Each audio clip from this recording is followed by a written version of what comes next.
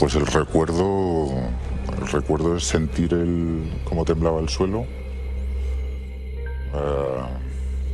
sentir el ruido y luego el empujón de la onda expansiva. Destapando lo que me iba a comer, me di cuenta de que habían dos personas que estaban detrás de mi coche, pero noté que tenían traje de baño.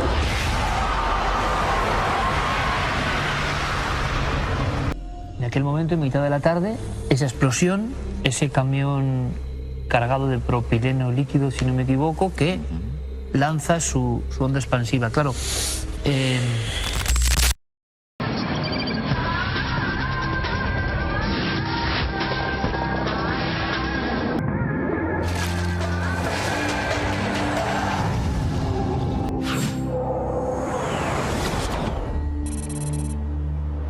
esta noche tan desapacible quiero empezar el programa aquí, en un auténtico templo del conocimiento, de la sabiduría, pero también, se lo aseguro, templo del misterio.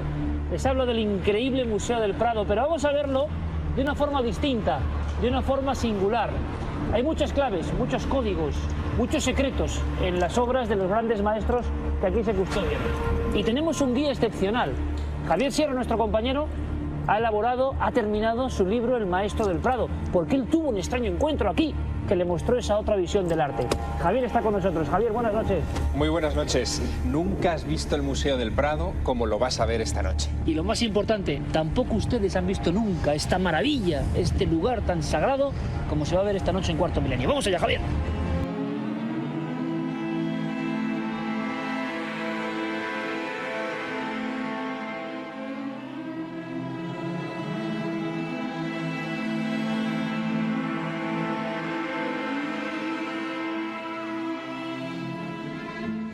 Aquí estamos en un escenario evidentemente mágico, impresionante, el Prado a solas, pero dentro del Prado, en esta gran galería, delante de este cuadro llamado La Perla de Rafael, ocurre algo que ya es realmente misterioso, objetivamente misterioso.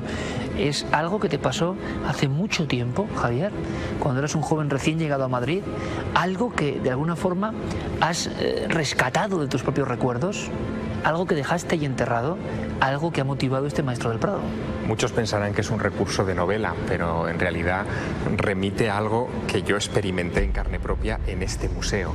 Fue en 1990, cerca de las Navidades de 1990, en una de mis visitas primeras al Museo del Prado, recién llegado a Madrid, cuando me quedé fascinado ante esta pintura de Rafael. Era el cuadro favorito de Felipe IV, pero yo no lo sabía, La Perla lo llamaban. Y me quedé mirando sobre todo al niño que está en el centro de la composición. Con esa expresión, ¿no? Pero fíjate sobre todo en su mirada. La mirada es la clave para comprender las obras de arte de este museo.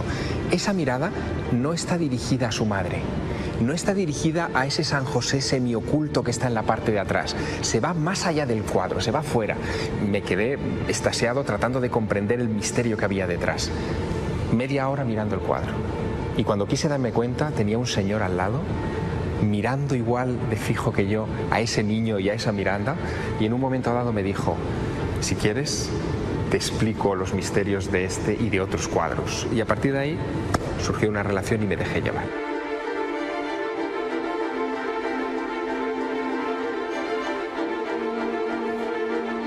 Ocurrió aquí, y no es recurso literario para hacer un bestseller, ¿no? Aquí estabas hace 23 años y de pronto aquí a tu lado un maestro, el Maestro del Prado. Y ese maestro dejó algunas claves, algunas las estamos recorriendo, pero hay unas que a mí me impresionan especialmente. Después de leer tu manuscrito, hay algunas escenas que no me puedo quitar de la cabeza. ¿Vamos a por ellas? Vamos a por ellas.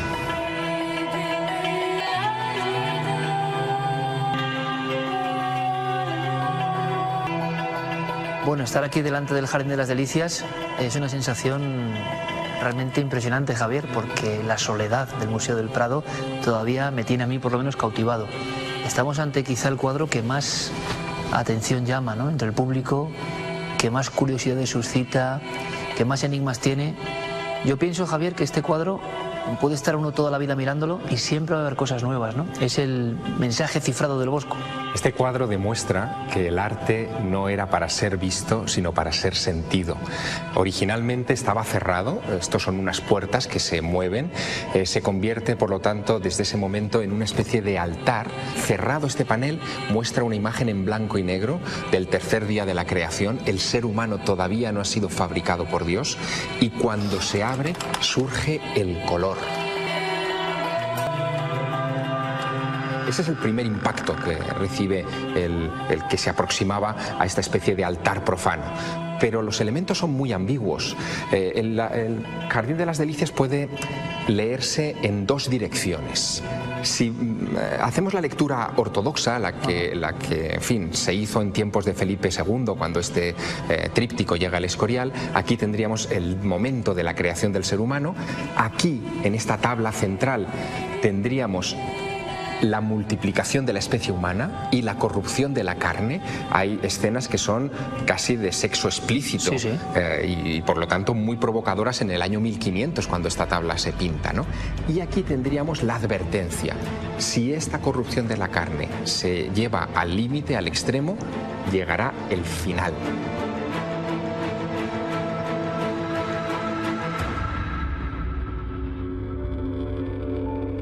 Pero, y esto es lo interesante, Iker, esto tiene otra lectura. La lectura más heterodoxa, pero quizá la más completa, porque existía una agrupación, una secta a la que perteneció Jerónimo Bosco, era la secta de los hermanos del espíritu libre, de los adamitas, una gente que oficiaba sus ritos en cavidades subterráneas, en grandes cuevas, desnudos, tratando de emular a los que vivieron en su momento en el paraíso terrenal. Y ellos lo que sostenían es que vivíamos en este tiempo en el infierno. Vivíamos ahí. Fíjate en esta tabla. No hay nada natural en ella. Todos son máquinas o artefactos construidos por el hombre. Es el mundo casi representado tal cual es hoy. La música, el juego, tenemos incluso alguna crítica social con esa especie de cerdo vestido con toca de monja. En fin, tenemos ese tipo de elementos. Lo que decían los adamitas es que debíamos tender hacia la creación del hombre nuevo. Esto sería ese paso hacia el hombre nuevo, donde nos despojaríamos de lo artificial. Aquí hay personajes vestidos, pero aquí todos aparentemente están desnudos, y nuestra consecución final sería el hombre perfecto, llegar al paraíso e integrarnos con la divinidad. En esta misma sala, que es una sala muy especial del Museo del Prado, hay muchos enigmas. Seguramente será uno de los lugares del mundo con más enigmas por metros cuadrados, ¿no? Vamos a intentar visualizarlos, vamos a intentar verlo, porque hay un cuadro muy especial, hay un cuadro muy potente, tremendo, que estoy seguro que va a llamar la atención de todos los espectadores. ¿Te parece?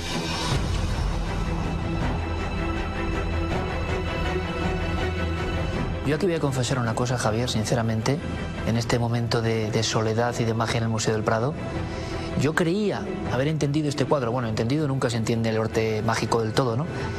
Pero en tu libro he descubierto códigos nuevos que tengo que decir en este caso que me aterrorizaron. ¿Todavía más? Sí. Este cuadro de por sí da miedo. Este cuadro puede ser leído de muchas maneras. Pero tú en el libro comentas un elemento concreto, que es un elemento que parece casi arquitectónico, que el público lo visualice ahora mismo. Es una especie de gran cajón, de inmensa arca, llena de esqueletos, y la humanidad va siendo empujada hacia esa especie de umbral desconocido. Para empezar a leer este cuadro, Javier, ¿qué es eso? ¿Qué podía ser eso? ¿Recuerdas que en el infierno del Bosco del Jardín de las Delicias todo era artificial? Aquí es lo mismo, el infierno está centrado en lo artificial, en esa especie de trampilla mecánica que da un cajón. Es como si el hombre de esa época tuviera miedo al maquinario, ¿no? A las cosas que se estaban produciendo en ese momento, ¿no? Y lo estaba alejando de la naturaleza. Pero lo verdaderamente desgarrador del triunfo de la muerte de Bruegel el Viejo es que todos esos ejércitos de esqueletos que aparecen por doquier invadiendo la tierra completa tienen una única misión, que es empujar a los últimos hombres vivos, a los últimos encarnados, digamos, hacia ese cajón. Y tú intuyes, cuando te fijas en esa trampilla, que cuando estén todos dentro, la puerta se cerrará y se quedarán atrapados ahí para siempre.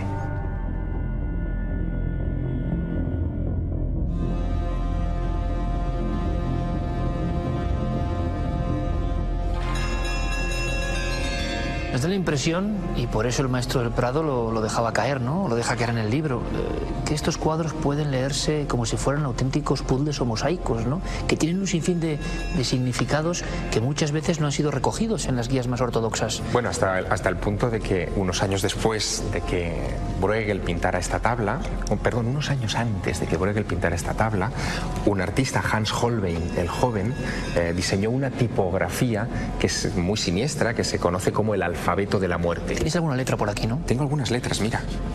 La A, por ejemplo, con un esqueleto tocando el tambor, que lo vemos representado sobre el cajón, que es el destino final de esta pintura.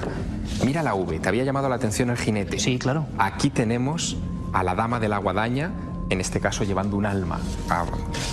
O la T, por favor, fíjate en la parte inferior, ese esqueleto enmascarado abajo con la misma clase de recipientes, de frascos, derramando el agua también. Es lo mismo, es el mismo código. ¿Esto qué quiere decir? Algo sobrecogedor, que probablemente Bruegel no solamente pintó este cuadro, sino que con esos esqueletos escribió un mensaje en el cuadro.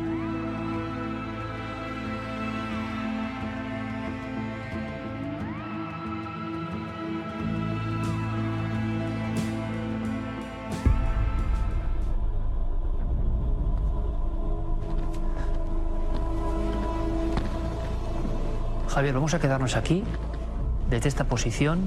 Creo que aquí hay una auténtica alegoría al misterio y lo vamos a entender enseguida, ¿no? ¿Qué contemplamos? Esto es un auténtico tratado de cómo se comunica este mundo y el otro, y el más allá. De una forma superficial, lo que muestra es la ascensión de Jesús a los cielos en el monte Tabor.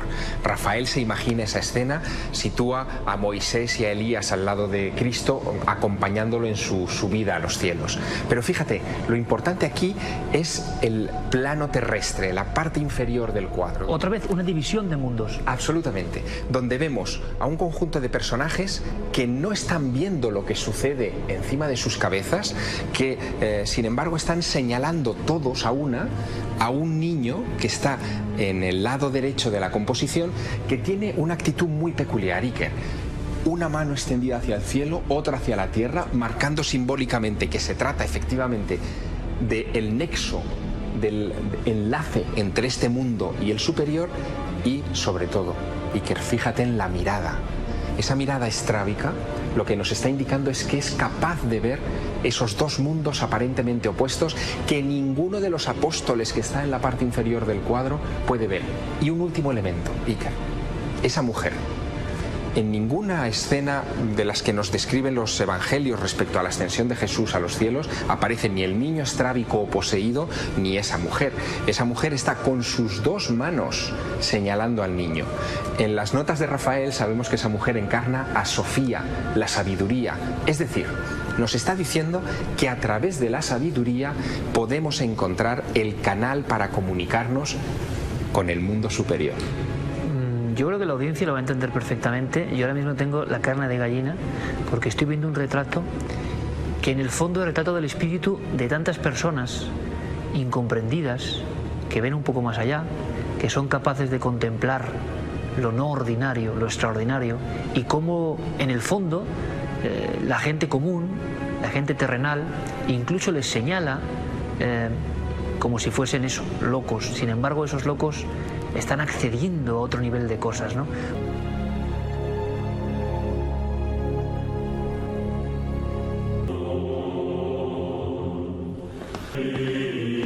Aquí tenemos un cuadro del Tiziano, uno de los artistas más reconocidos de su tiempo, muy prolífico. A mí personalmente no me llega mucho, me parece muy académico.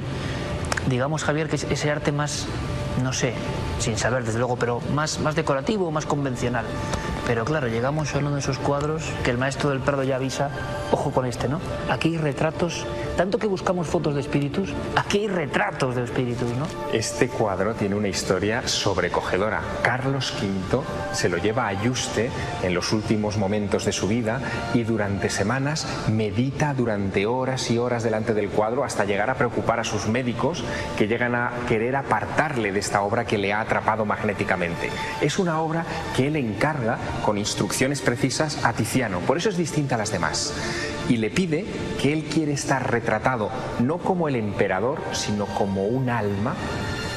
Eso es, envuelto en el sudario con el que después será enterrado, porque Carlos V es enterrado solo con un sudario blanco envolviendo su cuerpo, acompañado de su esposa Isabel de Portugal, y detrás de él la alma, futura alma de Felipe II, de su hijo.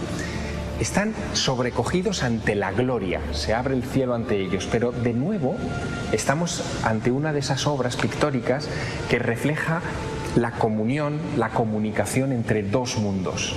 Claro, y padre e hijo, lo decíamos, Carlos V y Felipe II, dos de los reyes más importantes de la historia, imantados en su lecho de muerte por extraños cuadros que casi les acompañan en el tránsito hacia el más allá. Y luego ese rey poderosísimo, Carlos V, como si fuese una persona cualquiera, humildísima, despojado de todo ornamento, de toda riqueza, como si solo lo esencial valiese en el último momento.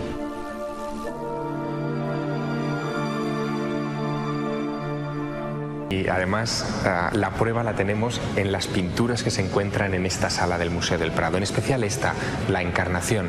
Fíjate bien, estamos ante otra imagen donde se comunica este mundo y el otro. La habitación en la que está la Virgen María, se ve incluso un atril detrás con un libro, un mueble, se está desvaneciendo, desaparece por completo y se abre lo sobrenatural en ese mismo habitáculo. ¿Qué es lo que vemos aquí? Lo que vemos es al ángel que no está anunciando, como en tantos otros cuadros, que María va a quedarse embarazada. No, no. Este es el momento de la encarnación, el momento en el que ya está embarazada de la simiente divina. Por eso el ángel pone las manos en aspa sobre su pecho para proteger esa simiente. Es un código que unos pocos artistas solamente conocían y que él refleja a la perfección. ¿Y por qué este aspecto? Esas almas que son como cabecitas detrás de ellas que ascienden a los cielos, pues por expresa indicación de un monje visionario que es casi desconocido en la historia, Alonso de Orozco. Alonso de Orozco era el confesor de María de Aragón, que fue la mujer que le encargó al Greco estas pinturas para el convento de la Encarnación, donde hoy está el Senado en Madrid. Y Alonso de Orozco, en sus tratados, explica estas visiones, explica esta óptica, esta visión de las figuras, explica cómo la habitación de María se desintegra cuando se produce el milagro de la Encarnación. Y esa visión mística, sobrenatural, sobrecogedora, es la que el Greco reconstruye casi con precisión de documentalista.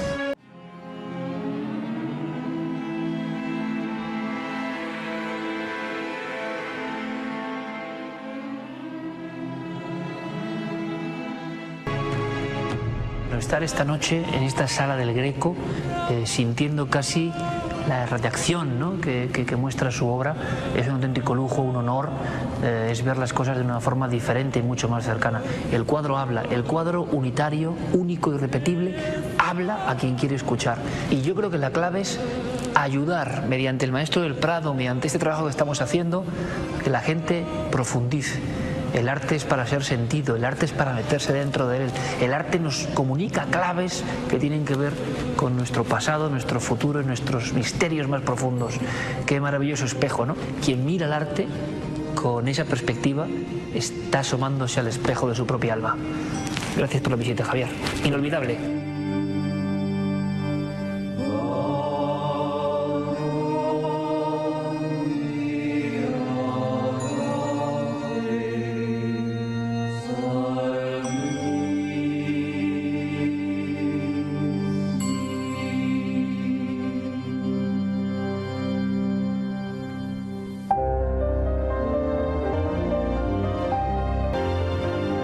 Espero que hayan disfrutado de este paseo por el Museo del Prado, por algunos de sus códigos más ocultos, más secretos, más enigmáticos. Solo una porción, porque el propio museo tiene otras muchas piezas maravillosas. Y bueno, que se hayan adentrado amablemente en este modo de investigar, casi como detectives. Nuestro compañero Javier Sierra, además, con un éxito tremendo con su obra El Maestro del Prado, está logrando que muchas personas que no sentían esa conexión con el arte, que lo veían como algo lejano, algo frío, algo para especialistas, pues estén aproximando, ¿no? Y el arte está hecho para mirar con el alma también, para sentir, para casi viajar en el tiempo y ver cosas maravillosas, y algunas un poco aterradoras. Carmen, buenas noches. Buenas noches, Iker. Tú que disfrutas tanto del arte, imagino que has echado de menos alguna pieza. Claro, era imposible, gracias al Museo del Prado por permitirnos estas horas de noche a solas allí, pero hombre, era para pedirles más viajes, ¿no? Hay que hacer muchos más viajes, sobre todo para ver también esos cuadros con la otra cara, aquellos que son más siniestros, más misteriosos.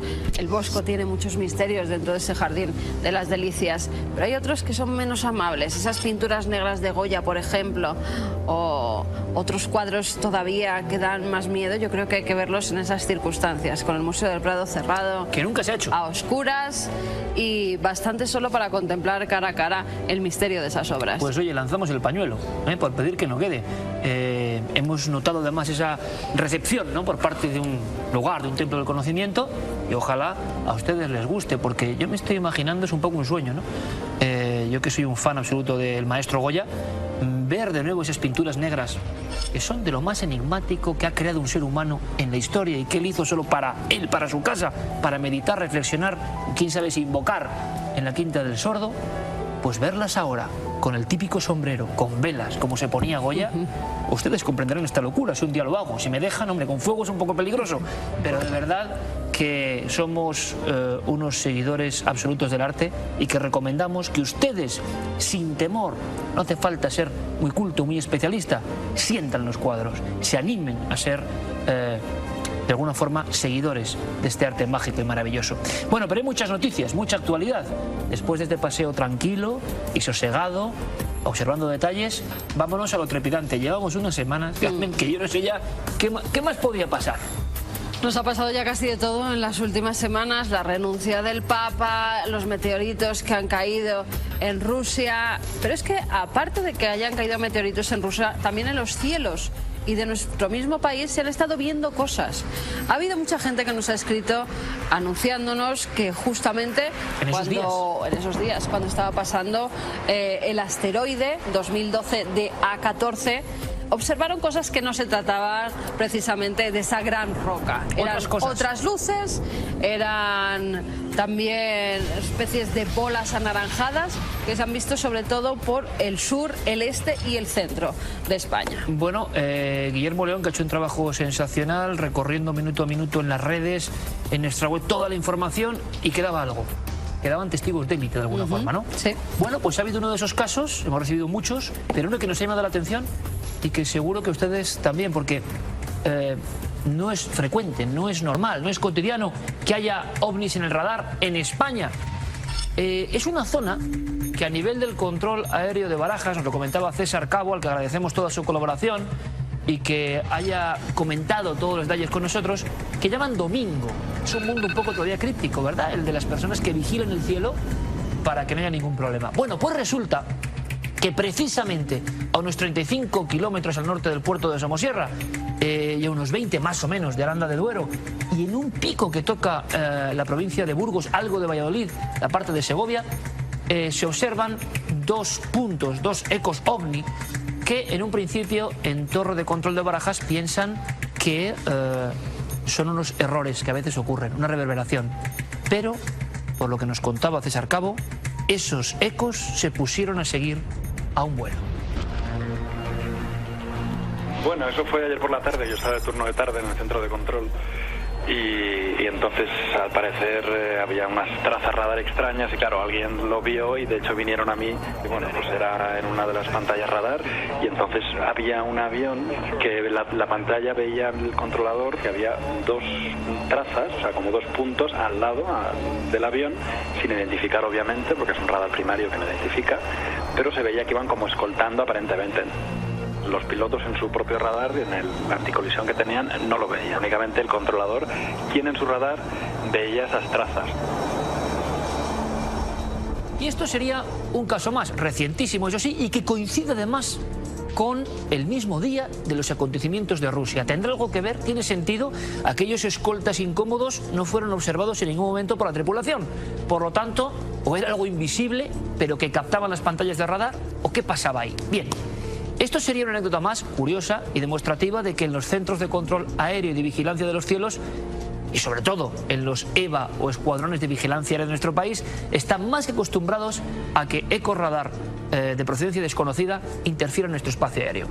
Pero lo que nos decía César Cabo era curiosísimo, una hilazón.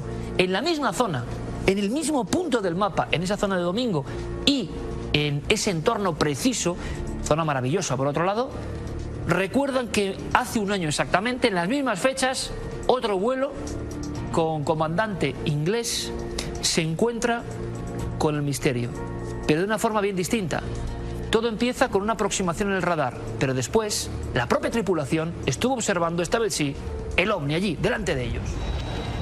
Después de haber ocurrido esa cosa un poco extraña, que es bastante raro, de repente hubo un avión, que era un avión británico, una compañía británica, que le preguntó a ella si le daba información, si tenía algún tráfico cerca, y bueno, pues claro, ella mira la pantalla y no ve nada, ve a ese avión solo en un espacio, bueno, pues de unas cuantas millas a la redonda no hay nadie, y el avión insiste y dice que tiene pues unas luces y que ve unas luces, o sea, el piloto está viendo unas luces, ella no ve nada, el piloto dice que ve las luces, que son unas luces que están parpadeando, que las tiene de un lado y luego se le mueven por aquí y por allí, y entonces ella le pregunta que le describa qué tipo de aeronave era. Bueno, descríbame usted lo que está viendo. Claro, nosotros no veíamos nada.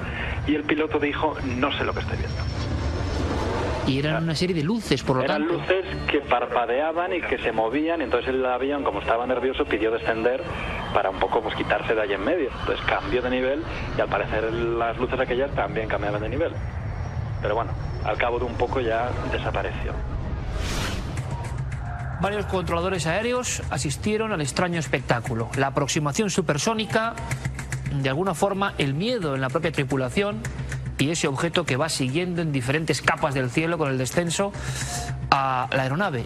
Increíble, un caso de unas dimensiones tremendas y que ocurrió hace un año. De no ser por César Cabo, quedaría en el secreto más absoluto. ¿Esto está pasando más veces? ¿Por qué en aquella zona? ¿Qué ha vuelto a ocurrir? Bueno, hablamos de ovnis captados por el radar y en este caso creo que no hay que quitar ni una sola coma. Los especialistas se lo han contado, simplemente como muestra de que esto ocurre en nuestro país. Ocurre muchas veces, pero muy pocas llegan al gran público. Nosotros continuamos, proseguimos con mucha más actualidad, porque estamos viviendo tiempos de vértigo. Vértigo que se resume en estos flashes con misterio, imágenes e información. Pues sí, que la verdad es que hay mucha información y comenzamos en México, donde un grupo de arqueólogos ha descubierto en la famosa pirámide del Sol de Teotihuacán la escultura más grande de Huehuetlótl, dios del fuego. La figura pesa más de 190 kilos y conserva parte de su pigmentación original sobre los diseños geométricos en bajo relieve. Además es diferente de otras representaciones de la deidad porque porta un antifaz y moños, tanto en la cabeza como en el cuello. Los especialistas también han descubierto dos grandes estelas de piedra verde que decoraban el templo hace 1500 años. Los trabajadores hallaron todos estos elementos en la cúspide de la pirámide dentro de una fosa de 5 metros de profundidad. Y hace unos días, unos niños de 11 años lograron captar en Siberia las imágenes de un raro espécimen de grandes dimensiones que creen que puede ser el Yeti. El vídeo ya está en manos de científicos rusos que aseguran que son las tomas más claras que se tienen del hombre de las nieves. La grabación fue realizada con un teléfono móvil.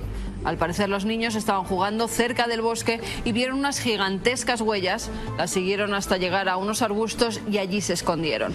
Acto seguido, ante su mirada apareció un ser que camina sobre dos patas, tenía el cuerpo cubierto de pelo oscuro y era muy alto. El experto Igor Buchev, director del Centro Internacional de Omniología en Moscú, ha asegurado que no duda que fuera un yeti. Además dice que se encontraba en una típica pose, con la espalda ligeramente inclinada y sus largos brazos hacia abajo. Y viajamos hasta Perú, donde los arqueólogos están trabajando en el centro arqueológico conocido como El Paraíso. Los especialistas creen que fue construido hace unos 5.000 años y muestra una pirámide principal en piedra y un subterráneo templo de fuego. Se cree que hay otras 10 edificaciones aún enterradas, pero el Templo de Fuego, un centro ceremonial subterráneo de 4 niveles, revela con una pequeña entrada por donde pasaba el sacerdote que allí se llevaban a cabo rituales de las más antiguas civilizaciones de América. En su interior había un fogón cuyas llamas servían para quemar ofrendas y el humo ayudaba así a conectarse con los dioses. En Santo Domingo, un extraño animal ha decapitado ya varios caballos, reses y cabras. Los vecinos del distrito de Mata Palacio tienen verdadero pánico porque no saben qué está acabando con sus animales e incluso hablan de un demonio. Lo más raro es que las cabezas de los animales no aparecen en el lugar y nadie ha visto u oído nada extraño. Y para extraño o extraordinario, nuestro mundo insólito.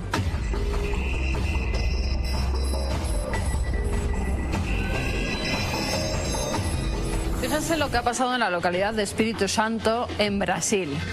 Están velando a un político que había fallecido por un fallo cardíaco a los 63 años.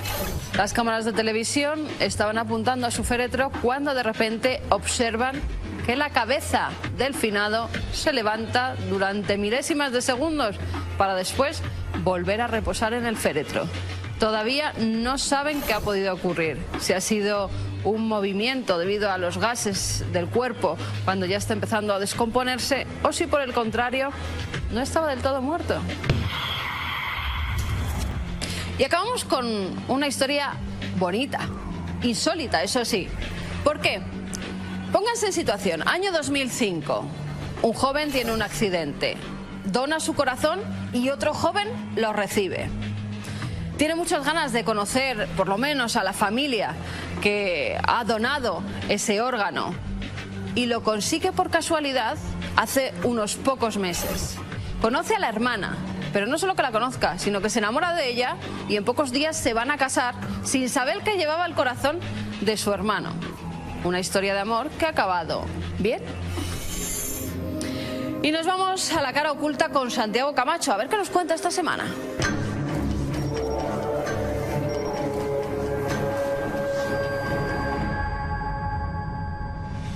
Nuestra cara oculta siempre, creo, es muy interesante, pero van a ver esta semana, porque la temática nos toca a todos.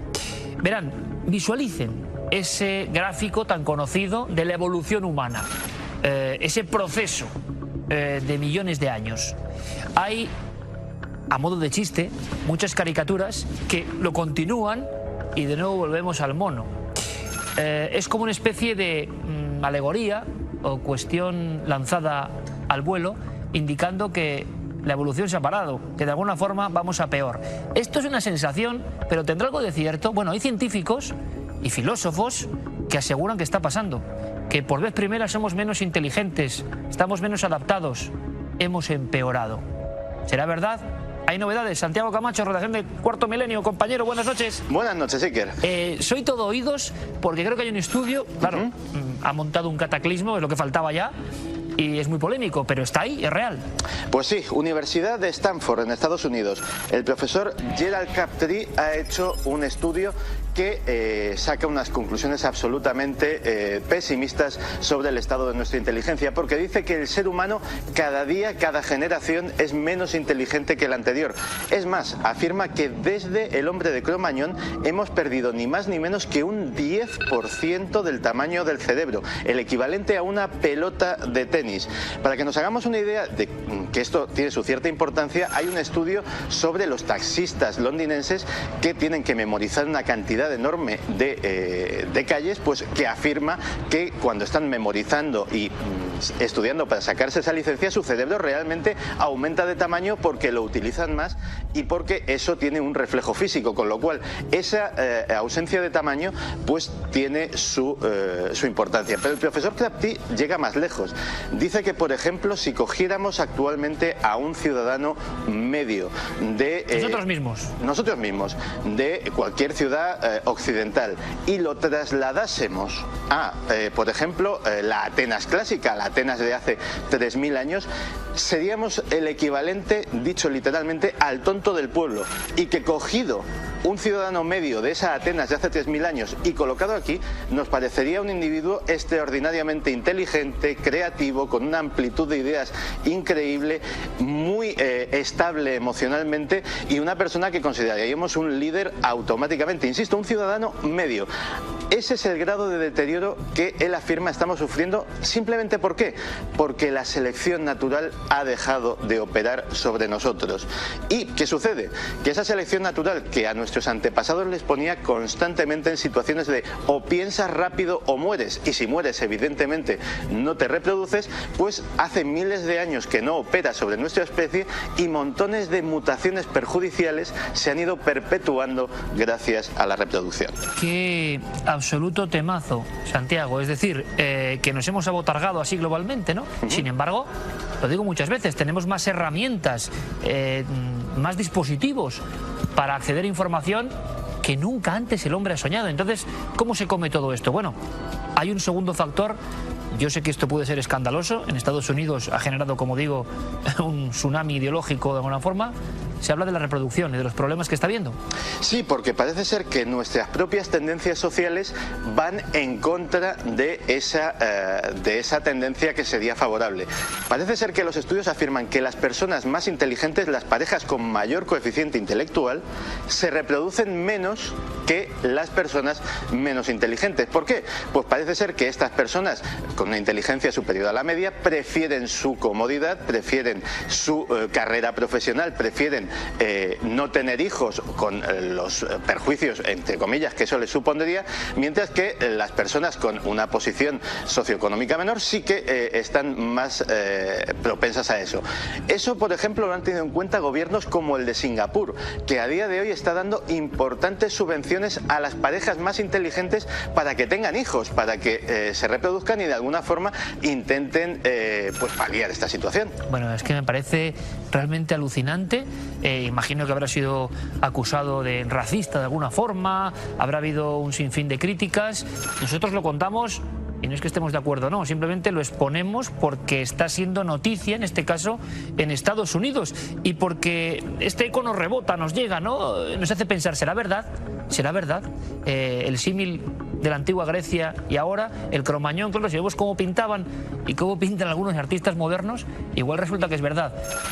Azúcar, sabíamos que era mala, ¿no? Pero no tanto. Sí, porque otros estudios han constatado la situación, han constatado el hecho de que cada vez somos como especie menos inteligentes, pero lo achacan a otros factores. El profesor Fernando Gómez Pinilla de la Universidad de California ha hecho un estudio sobre ratones y cree que la clave está en el exceso de azúcar en nuestra alimentación. Él ha enseñado a una serie de ratones de laboratorio, lo típico, un laberinto, cómo resolverlo, y luego a esos ratones, a una parte de ellos, les ha dado una alimentación rica en azúcar, tanto como la nuestra, con los refrescos, con los dulces industriales, etcétera, etcétera. Pues bien, esos ratones dulces, digámoslo así, pues no solamente se van haciendo cada vez más torpes y cada vez van haciendo los laberintos con más dificultad, sino que algunos de ellos los olvidan por completo y se quedan en mitad del laberinto sin saber absolutamente qué hacer, cosa a la que el profesor Pinilla pues achaca que puede ser también algo que está atacando a nuestra inteligencia natural. Yo creo, Santiago, que este es un tema de tal calado que esto va a haber que llevarlo al debate. Y el espectador de Cuarto Milenio lo va a entender enseguida, porque todos estamos ahora mismo con la duda. ¿Es posible que hayamos llegado a este punto de involución? ¿O son teorías que no tienen ninguna herramienta? Porque, claro, si tenemos más elementos, esto mismo, tenemos más cosas que nunca. Esto los cromañones ni los soñaban. ¿Cómo es que vamos a ser más tontos? Dependencia tecnológica. Pues sí, ese es el otro factor que en este caso sobre todo los sociólogos defienden para este fallo en nuestra inteligencia de las últimas generaciones. Lógicamente nos estamos volviendo más vagos, ya no utilizamos las matemáticas para nada, ya ni sumamos, ni restamos, ni multiplicamos, ni dividimos, tenemos calculadoras, carreteras, ya no utilizamos los mapas porque tenemos los GPS, ya memorizamos cada vez menos datos porque en nuestro teléfono móvil pues no tenemos más que consultar la Wikipedia para cualquier cosa que antes la sabías, pues simplemente recurrir a ella. Incluso parece ser que cosas como la ortografía o el no escribir ya a mano, simplemente teclear, pues están influyendo importantemente en cosas como, y que se ha detectado sobre todo en los estudiantes, la capacidad de concentración. La capacidad de concentración de un estudiante actual parece ser que es una fracción de la de un estudiante de hace apenas un siglo, que el número de horas que pueden pasarse estudiando concentrados en una materia ha disminuido por el ritmo de vida, por la dependencia tecnológica y por un montón de factores. Todo eso se uniría pues posiblemente a estos factores ambientales, a estos factores genéticos y a estos factores alimenticios. ¿Qué pasa con el Homo digitalis?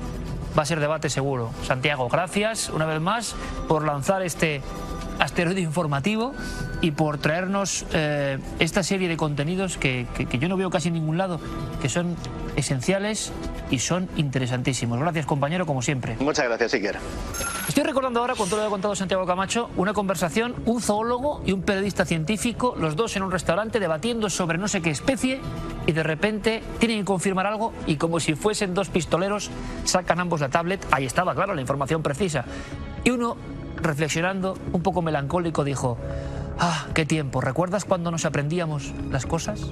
Claro que también esto tiene una doble reflexión. Igual ya no hace falta memorizar tanto, si todo está como nunca antes en la palma de la mano, en la palma digital de la mano. Habrá que comprender, interrelacionar y no memorizar. Habrá que reaprender el conocimiento. No sé, yo creo que es un debate apasionante, de verdad, y que está ocurriendo, y que es nuestra naturaleza, y está pasando ahora mismo. Así que lo haremos, se lo aseguro. Lo que hacemos ahora es viajar a otro lugar, en el tiempo también. Verán, no quiero ser excesivamente reiterativo, porque ustedes pueden pensar ahora mismo que ya hemos tocado este asunto y este lugar. Pero tenemos un compromiso de investigación, no de hacer un reportaje y dejarlo suelto. Hablamos evidentemente de la célebre ya, por desgracia, tragedia terrible de los Alfaques. Ustedes saben como nosotros que han estado personas que han visto cosas, esos niños del cubo. Hemos seguido indagando, hemos seguido investigando. No podemos soltar la soga porque creemos sinceramente que estamos cerca de llegar a algún resultado. Vamos con una historia humana y luego con dos testigos. Uno de ellos médico, que va a contar algo asombroso y creo que es muy valiente. Pero antes quiero que vean este recorte de prensa. Es una breve noticia. Recuerdan aquel camión cisterna que estalla y muchísimos muertos, varios centenares de muertos que quedaron ahí directamente, en ese lugar donde luego pasan al parecer cosas muy misteriosas. Pues bien, la prensa hablaba de un niño milagro, de un niño que mientras toda su familia moría en un segundo, se quedaba de pie sin comprender lo que había ocurrido. Léanlo, recuérdenlo.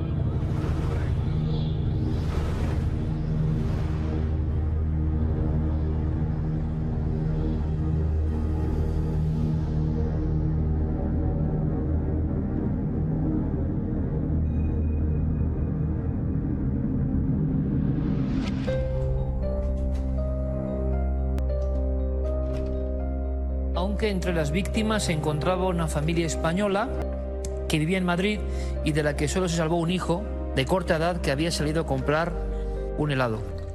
Buenas noches. Buenas noches. Tú eres ese niño. Dice la prensa que había ido a comprar un helado. No sé si se exacto el dato, si se ajusta a la realidad o no.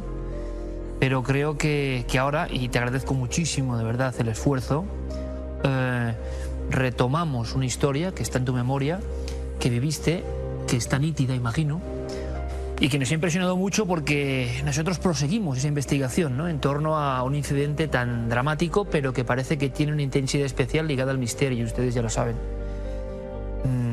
Nos creíamos que era una leyenda todo esto de un niño un poco en mitad del fuego y que de forma también casi milagrosa, se puede decir, o así se dijo, se había salvado, ¿no? Aquí estás tú. Sí, gracias a mi ángel de la guarda, ¿no? ¿Qué ocurrió? ¿Qué recuerdas? ¿Qué te viene ahora mismo a la memoria en ese instante?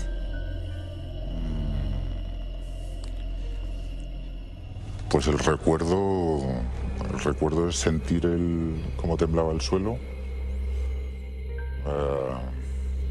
sentir el ruido y luego el empujón de la onda expansiva. Y al caer al suelo, ver como en el cielo había algo volando envuelto en llamas. Y en el cielo había algo volando. Sí. Ese algo era la estructura quizá metálica de la cisterna. Efectivamente, que parecía más el fuselaje de un avión que, claro, con esa edad no identificas si es un camión, un avión. Lo asocias más a un avión porque lo ves a 20 o 30 metros del suelo. ¿Qué estabas haciendo tú en aquel momento? ¿Estabas en la playa? No, acabamos de terminar de comer y nos dirigíamos al pueblo, a San Carlos de la Rápita, a navegar en la bahía del puerto. En aquel momento, en mitad de la tarde, esa explosión, ese camión cargado de propileno líquido, si no me equivoco, que lanza su onda expansiva. Claro, bueno, pues prácticamente toda tu familia, se puede decir que... Familia, amigos, sí. Quedaron allí en un segundo, claro. Objetos personales, juguetes, todo. ¿Y qué pasó contigo en ese momento? Es decir, ¿por qué tú te salvas? Es un poco la gran incógnita, ¿no? Años después, preguntando, indagando, intentando encontrar una contestación a algunas preguntas, alguien me dijo que los chalecos salvavidas están hechos del mismo compuesto que el gas que transportaba la cisterna y que eléctricamente se repelían, ¿no? Entonces, por eso se daba la paradoja que había botellas de agua intactas de plástico y hierros fundidos al lado. No te puedo decir si es verdad o no. Es la única explicación que a mí me han dado. Y bueno, el camión no cayó muy lejos de nosotros, cayó como a unos 10 metros o por ahí. Entonces salimos hacia adelante instintivamente y atravesamos un pasillo complicado, pero salimos. ¿Qué viste? ¿Cuál es la imagen? Pues la imagen en aquel momento era desoladora porque era como que no había...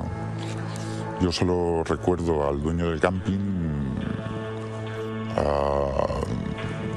intentando localizar a los bomberos, parando coches en la carretera, intentando abrir las mangueras de riego, en fin, intentando dar algún tipo de solución, pero claro, la magnitud de aquello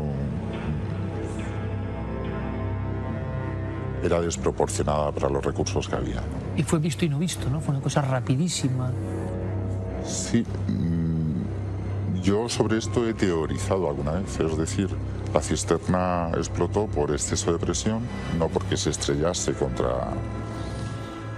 por pura presión se elevó del suelo y al derramarse se derramó desde lo alto con todo su contenido sobre todas las personas que había debajo.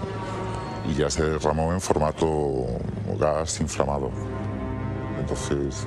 O sea que de alguna forma esa cisterna se convirtió en una especie de ducha, vamos a decirlo, mortal en ese aspecto, ¿no? Tirando...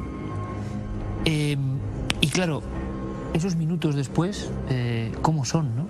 ¿Cómo uno es consciente de lo que ha ocurrido y de que, como tú decías, todo tu mundo, ya no solo la familia, ¿no? Que evidentemente es lo más importante, pero todo tu mundo se ha quedado ahí en un segundo, ¿no? ¿Qué hace uno? Imagino que la desubicación... Nuestro cerebro es tan potente que te dosifica el dolor. No sé si el dolor o las dosis de entendimiento. Pura supervivencia, ¿no? Entonces, en principio, te conviertes en un espectador de algo dantesco y poco a poco vas teniendo pensamientos que te alejan de esa situación. Y por otro lado hay otros pensamientos que me imagino que serán más afectivos, que te introducen de nuevo la situación. Ves cosas que no retienes, o que retienes pero que no recuerdas en tu primera memoria y que retienes luego en el tiempo. ¿Hay alguna escena concreta que puede ser dramática o de un objeto o de alguien que se te haya quedado especialmente cuando vuelves a la historia aparece?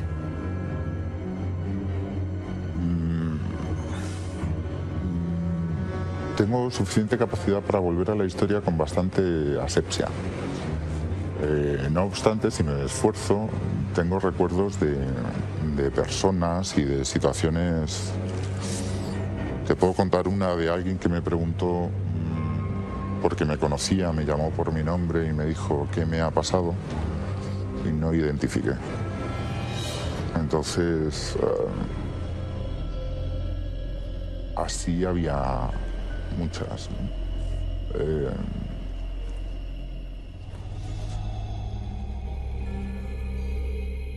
El recuerdo más, no sé si decirle tonto, pero son las piedras de la playa que tenían piel. Son piedras grandes y eso es distinto. Eso lo dice todo. El calibre de lo que ocurrió. Bien, ¿qué ocurre con esta historia también conocida, ¿no? Por desgracia, por nuestros espectadores y por todas las personas que lo vivieron, evidentemente? Que nosotros hemos investigado porque a raíz, sobre todo del 2004, hay diferentes testigos que hablan de una sensación de presencias. Y ocurre algo, hilando con las cuestiones que más sorprenden al público, evidentemente, dentro de la tragedia, y es que muchos testigos afirman que han visto cosas. Y ocurre algo más que a nosotros de verdad nos sorprende, ¿no? Y es que un espectador, en este caso tú, viendo el reportaje reciente que hicimos de los alfaques, en cierto momento, en lo que es la declaración de dos miembros de la Guardia Civil, que mucho tiempo después están allí grabando, o vigilando, mejor dicho, y a través, lo recuerdan, ¿verdad?, a través de las gafas de visión nocturna, o de los prismáticos adaptados a la noche, observan una escena muy arquetípica, una escena que intentamos recrear lo mejor posible, que era una madre, pues, por un niño o una niña del brazo. Hay un espectador al otro lado de la pantalla, que eres tú, que ve esa imagen y que de alguna forma hilas con tu propia historia, con la posibilidad de que eso tenga algo que ver contigo. Me gustaría mucho que nos contases cómo es ese momento para ti, ¿no? Me enviaron el enlace a través de correo electrónico porque adelantasteis la emisión, me parece, y no tuve tiempo a verlo en directo. Y entonces al día siguiente me llegó un correo con un enlace, lo abrí y me puse a verlo tranquilamente. Y me llamó mucho la atención el hecho de que hubo alguien que dijese que había visto a una niña paseando con una señora de la mano. Recordé que uno de mis hermanos no se había encontrado, no se había identificado en el mismo momento en el que ocurrió todo el accidente y que la identificación fue 2 años después. En aquel momento, como no existía ni ADN, nos dijeron que la identificación se había hecho por dientes o por fotografías de los dientes. Pero en mi familia yo creo que entendieron que lo habían hecho por descuento, es decir, nos quedan tantos cadáveres de tal volumen y a esta familia le falta un cadáver de tal. Entonces, bueno, como no existía la certeza de que fuese, ni de que fuese ni de que no fuese, no se hizo nada. Al ver estas imágenes pensé, joder, ¿y si es? Te dio la impresión, ¿no?, que a veces es corazonada, no sé, es claro, es de un arrebato, ¿no?, que tienes pendientes, que no se han cerrado, ¿no? Que algo dentro de ti también te indica que no está acabada la historia, ¿no?, de alguna forma, que igual queda algún resquicio. Era como se hacían las cosas en la época también, ¿no? Hemos hablado con muchos forenses, año 78, y durante 2 años, que esto es importante, nos dan una solución definitiva, entre comillas, al caso de... No es tanto no es tanto que no esté terminada la historia, o concluida, o clara, sino que, pues bueno, al ver el programa dije, easy es. Entonces con el easy a veces es muy útil para cuestionarte algunas cosas. Os escribí un correo electrónico diciendo que bueno, si queríais emprender un trabajo serio o una investigación seria sobre el asunto, que yo había vivido eso en primera persona y que no me importaría colaborar, porque quería saber si realmente existía algo y si existía, saber si yo tenía posibilidades de ayudar o de hacer o de... vete tú a saber, ¿no? ¿Cómo fue el regreso? Bien, con ansiedad, más por lo que se podía ver que por ir al sitio en sí, ¿no? Ya que íbamos acompañados de una persona muy preparada y bueno, pues entendía que podía ser una experiencia para mí muy distinta a las habituales, ¿no? ¿Hay algún instante, aparte de hablar del sensitivo, que en esta ocasión, entre comillas también siempre, ¿no?, nos acompañó para ver qué ocurría? Y además, yo creo que hay un análisis muy interesante de lo que ocurre después, ¿no?, en toda esta historia. Vamos con una persona, con Carlos, que en algunas ocasiones parece que ha tenido aciertos sorprendentes, como nos ocurre con Paloma Navarrete, y en esta ocasión quizá alguien que pudiese no tener tanta información del suceso. Nosotros podemos dar, esto sé que es difícil de creer, ¿verdad?, porque estamos en televisión y demás, pero como los primeros que queremos saber somos nosotros, puedo certificar que cuando la persona va a un lugar, tampoco se le dice que va a este lugar en concreto. Se entera ya y se ponen todos los medios para que no pueda tener una información previa, ¿no?, y que eso tiña su supuesta visión. Pero como tantas otras veces, algunas no por fortuna, pero como tantas otras veces, la realidad es que no hay un éxito, no hay un acierto en este sensitivo, que como ocurre muchas veces, yo creo que hacer una amalgama de retazos. Él sí que en cierto momento creo que habla de niños corriendo y de un lugar que le produce esa sensación de niños corriendo, pero tampoco enlaza muy bien con la muerte y desde luego a ti no te ofrece una solución ni ninguna pista que aproxime a la incógnita que tú tenías, ¿no? También hay que dejarlo claro.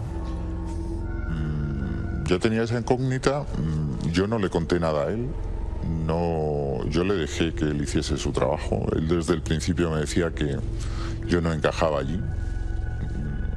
Bueno, y yo no le conté nada. Él empezó a comentar que sentía la presencia de niños, habló de si había alguna guardería y bueno, yo me limité a no contarle nada, ¿no? Hay un momento que parece que describe a alguien que podría tener que ver con el dueño del camping. Sí, es verdad. Hay un momento que habla de un señor que estaba junto a un edificio y parece que podría llegar a ser pues un señor de unos 50 años, con gafas, poco pelo, en fin. Pero no hay nada, sinceramente, que a ti te aclare o te resuelva la incógnita, las cuestiones pendientes respecto a la niña y la madre, ¿no? No. Y hay que dejarlo claro, y es de la realidad. Yo creo que el público nos conoce y que si hubiese algún tipo de truco, de forzar la tuerca, ¿no?, pues evidentemente enseguida, como ocurre por desgracia, creo yo, en muchos programas en el internacional, joder, se acierta todo, se ve todo, hay una historia. Esto no es tan sencillo ni es tan fácil, ¿no? Nosotros lo que intentábamos era, con este procedimiento, simplemente tener una información paralela, que tampoco puedes saberla, ¿no? Fuimos a apretar las tuercas, pero no encontramos la tuerca. La tuerca, ¿no? Entonces... ¿Y cómo te quedas tú después de la experiencia? ¿Sigue habiendo...? Yo me quedo cargado de energía y de fuerza y de confianza, porque cuando lo hice con 18 años fue una experiencia muy difícil, y saber que lo he podido hacer ahora con toda la tranquilidad y, en fin, ha sido para mí una experiencia muy bonita, me ha gustado. pero es que yo creo que hay un mensaje, parece mentira, pero un mensaje de fuerza en todo esto, ¿no? Y por eso me ha gustado mucho que seas tú el portavoz de esto.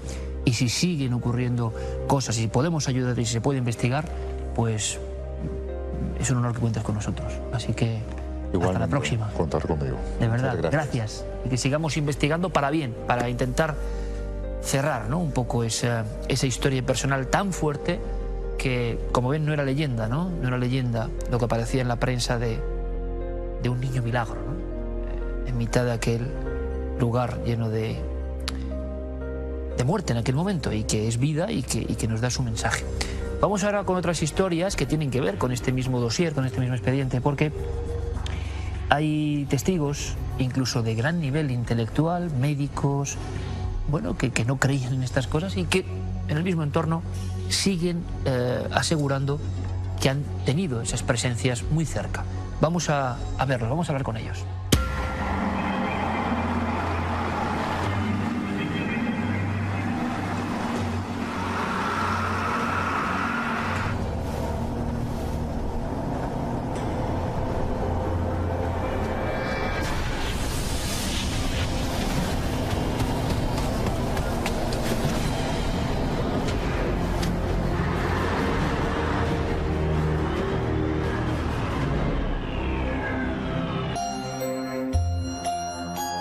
Ahora respiramos profundamente porque vienen dos casos realmente impactantes. Lo pienso, nuestro programa podría subtitularse de alguna forma con el programa de los valientes, porque no es sencillo contar cosas como las que van a escuchar, pero está ocurriendo, ¿verdad? Y sobre todo esta temporada de una forma muy especial. Está habiendo un efecto llamada, un eco que se recoge al otro lado.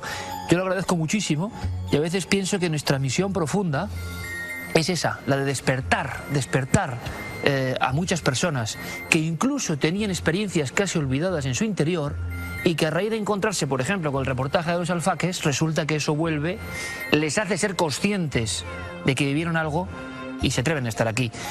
Y además personas, pues como por ejemplo Hernán Darío García, él es médico de anatomía patológica del Hospital de la Mutua en Tarrasa. Yo le agradezco muchísimo que esté aquí, como tantos otros hombres de la medicina, que nos han contado historias que parecen imposibles e increíbles, pero que estamos viendo que son un mosaico que coincide en el lugar. Hernán, bienvenido, gracias. Buenas noches, Iker. Gracias por estar con nosotros. Gracias. Sé que además hay una anécdota muy bonita, ¿no?, para mí. Tú has pedido permiso a tus superiores y incluso esperando que fuese denegado ese permiso, resulta que es que los superiores, como buenos profesionales, sabían que tú no mentías en absoluto y que conocían que había más historias ahí, ¿verdad? Sí, sí, así es. ¿Eso te ha ocurrido? Sí, bueno, hablé con mis superiores, con mi jefe, y él relacionó algunas cosas que había escuchado y dijo sí, que tenía todo el permiso para venir. Creía que era necesario de alguna forma, que no hay que esconderlo, ¿no?, que no hay que negar estos hechos. Y ya verán el caso de Hernán, porque creo que es una visión primero muy próxima, muy cercana y evidente. Nos acompaña también José Manuel Gil Navarro, él es quiropráctico y es el ejemplo que yo decía, alguien que había vivido algo y que viendo el reportaje logró de alguna forma cohesionar o interpretar. José Manuel, bienvenido, gracias por estar aquí. Gracias a ti, Iker. Te ocurrió con 10 años. Con 10 años. Poco después de la tragedia, por tanto. Sí. Y no se olvida, ¿verdad? Estaba ahí. Estaba ahí como en letargo. Hasta que vi el programa vuestro, el especial de los alfaques, y fue como un flashback, ¿no? De recordar aquello que se había quedado como una anécdota en algo que no era una anécdota, por lo visto. ¿Y que nos vas a contar?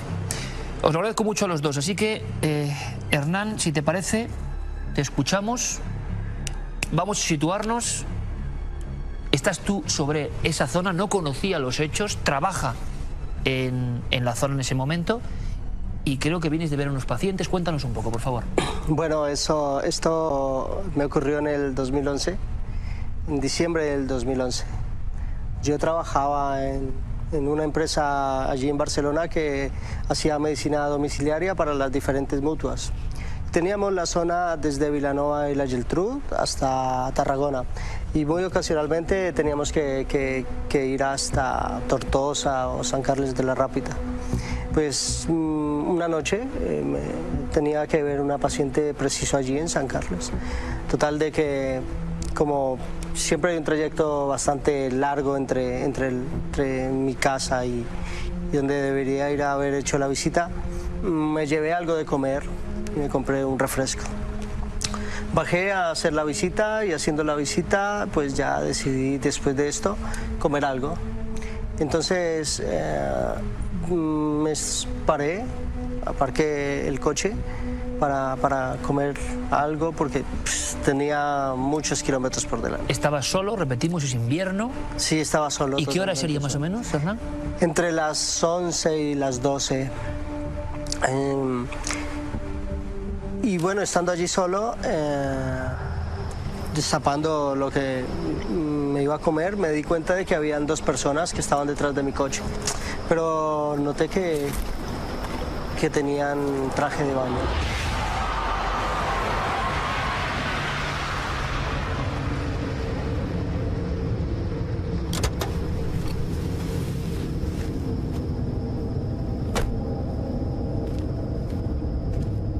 Se les veía solo el tronco, no se les veía la cara ni las extremidades inferiores.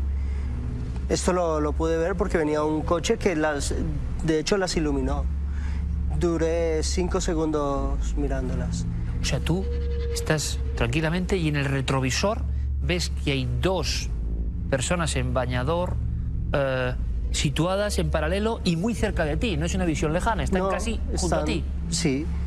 Podría decirse que estaban en el asiento trasero.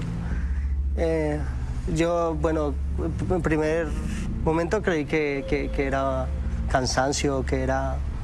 Entonces decidí bajarme a ver qué pasaba. Y escuché al bajarme... ¿No hay nadie? No, absolutamente nadie. A los 5 segundos tú observas eso, Hernán, están 2 figuras ahí, directamente miras y ya no hay nadie. Sí, bueno, yo miro porque el coche que las venía iluminando pasó. Entonces decido bajarme. Lo que me causó un poco de intriga es que cuando es una ilusión son 1 o 2 segundos, pero rápidamente pero más de 4 o 5 segundos viendo la misma escena, viendo las mismas personas. Y estamos hablando, ojo, de un médico, es decir, sabe un poco lo que son algunas cosas. Y eres el primer crítico con su propia historia, pero tú llegas a ver detalles de ese bañador, o sea, no es algo nebuloso, un dibujo, no, es clarísimamente un dibujo, un estampado, yo no sé. Sí. Puedes recordar incluso, imagino, cómo eran los bañadores. Claro, era sobre todo un bañador que era de un color habano, un color crema, con rayas marrones. ¿Te acuerdas de ese detalle? Claro, detalle, y el pantalón corto blanco. No podías distinguir edad, es difícil. Yo diría que eran señoras mayores, no eran cuerpos jóvenes. No eran cuerpos jóvenes, eran cuerpos robustos, se veían señoras mayores como cuando van normalmente a la playa. Se ve el tronco, no puedes ver el rostro, y entonces ¿qué ocurre? 5 segundos tú observas eso, ¿qué pasa, Hernán, después?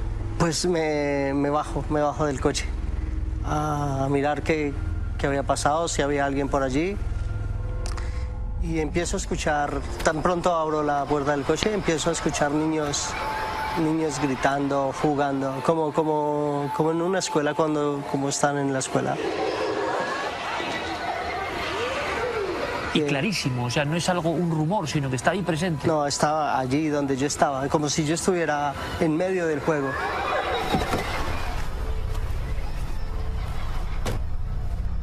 ¿Y qué es lo que pasa entonces? Bueno, entonces ya miro por todo lado y me doy cuenta de que no hay niños jugando, es principios de diciembre. Entonces decido subirme al coche, llamo a la empresa y comento lo que ha pasado. ¿Llegas a decir que te está ocurriendo eso? Sí. Y entonces me dicen, ven, sal de aquí, salte de ahí, ven, salte rápido. ¿No te explican nada tampoco? No me explican nada tampoco. Pero la persona con la que hablas, no sé si la recepcionista o quien sea que esté en ese momento, lo primero que te dice es que salgas de allí. Sí, que salga de allí, rápido.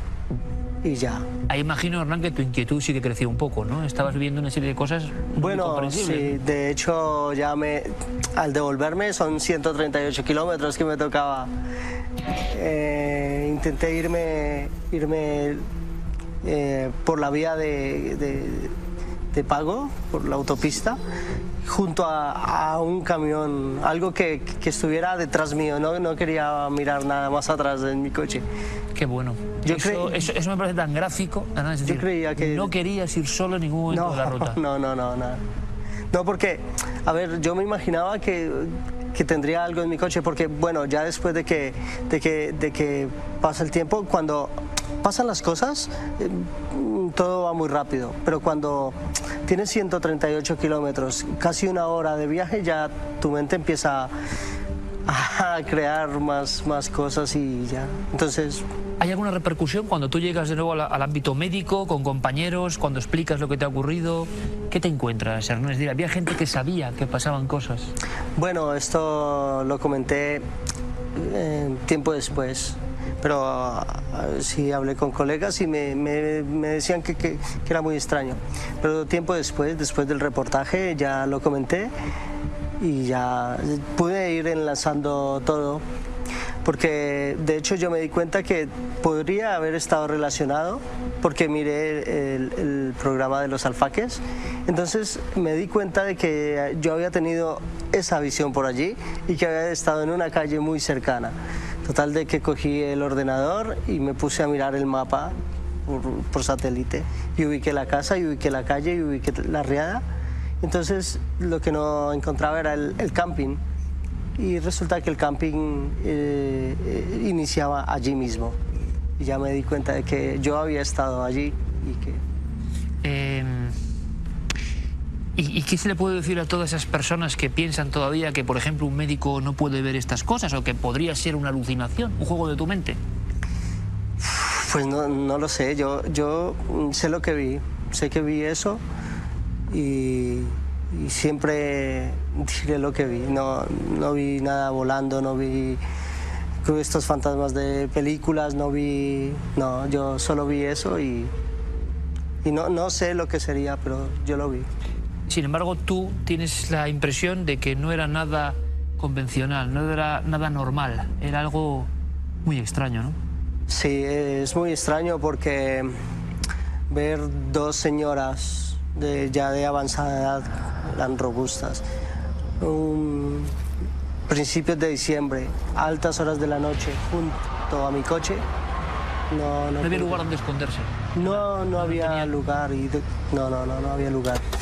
Cuando viste el reportaje que hicimos de los alfaques y cuando veías incluso las recreaciones magníficas, como siempre, de nuestros compañeros, ¿sentiste que algo de todo eso que recreamos tenía que ver con lo que tú habías vivido, ¿no?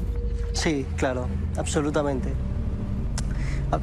Yo dije, esto puede estar relacionado y bueno, miré los mapas, miré el mapa y bueno, ahora es muy fácil en internet buscar los lugares y buscar dónde estuviste y claro, me ubiqué exactamente y mi mente volvió a reproducir esa misma noche.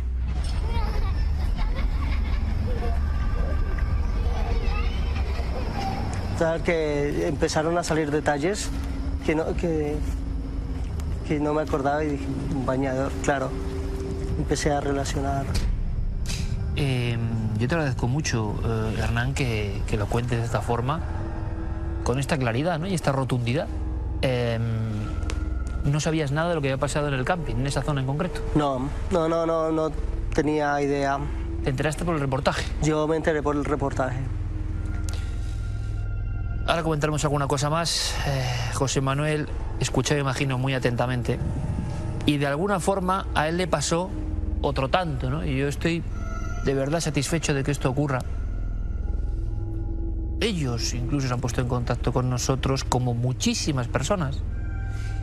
Estaban viendo una noche de domingo cualquiera, se encuentran con esa historia y te das cuenta, José Manuel, que en tu caso en concreto hay que viajar todavía más atrás en el tiempo. Decimos que tenías 10 años. 10 años. ¿Qué hacías tú en aquel lugar? Cuéntanos.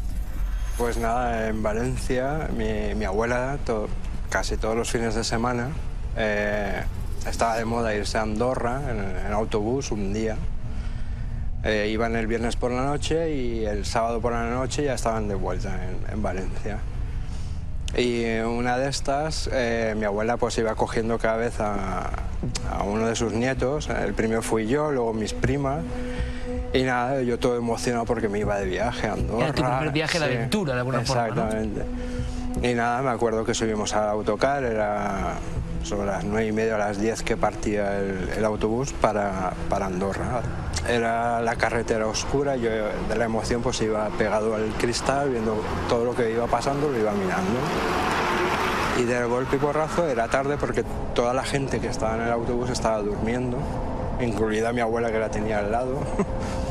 Y yo por el rabillo del ojo ya vi una figura como se iba acercando, hasta que la tuve prácticamente encima, en el arcén de la carretera. Y era una mujer rubia, pero de espaldas a la carretera.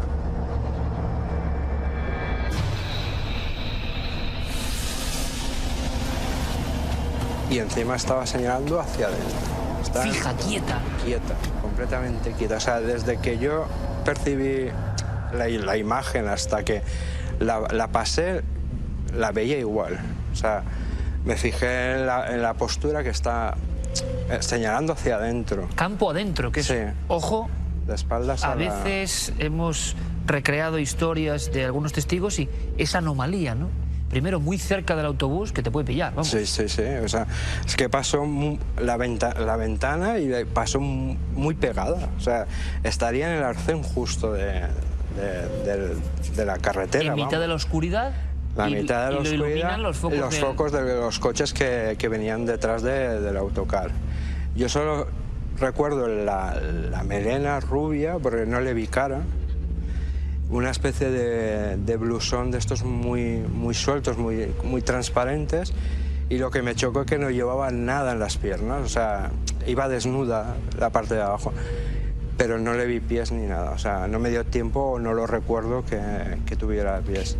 Pero tú, en ese momento, tienes un impacto tremendo y ahora lo analizamos. Es decir, un autobús, plena noche, invierno, en el lugar de los hechos que me están imaginando, señalando fijamente hacia la oscuridad y dando la espalda a un autobús que pasa casi rozando. O sea, incomprensible total.